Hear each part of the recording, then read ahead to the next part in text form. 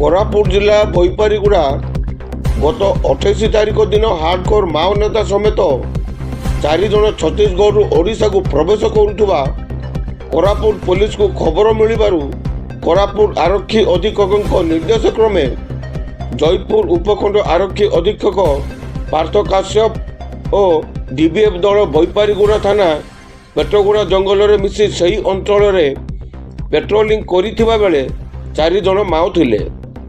4 ଜଣଙ୍କ ମଧ୍ୟରୁ 3 ଜଣ ଦୌଡ଼ି ପଳାଇ ଯାଇ ଓଲଟା ଗୁଳି ଚଳାଇଥିଲେ, କିନ୍ତୁ କାହାକୁ ଗୁଳି ଲାଗିନି। ଜଣକୁ ଧରିବାରେ ସଫଳ ହୋଇଥିଲେ, ଯାହାର ନାମ କୁଞ୍ଜମ ହିଡ଼ିମା ଓରଫ ମୋହନ। 14 ବର୍ଷ ବୟସରେ ମାଓବାଦୀରେ ସାମିଲ ହୋଇଥିଲେ। ଆନ୍ଧ୍ର ଓଡ଼ିଶା ଜୋନାଲ କମିଟିର ସଦସ୍ୟ ଥିଲେ, ଏସିଏମ୍ କ୍ୟାଡର ଥିଲେ।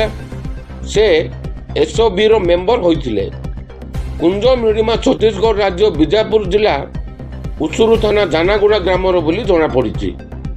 ସରକାର କୁଞ୍ଜମ ହିଡ଼ିମା ଉପରେ 4 ଲକ୍ଷ ଟଙ୍କାର ପୁରସ୍କାର ରାଶି ରଖିଥିଲେ। କୋରାପୁଟ ଜିଲ୍ଲାରେ 4ଟି ମାମଲା ରହିଥିବା ବେଳେ ମାଲକାନଗିରି ଜିଲ୍ଲାରେ 3ଟି ମାଓ ହିଂସାକାଣ୍ଡରେ ଜଡ଼ିତ ରହିଛି।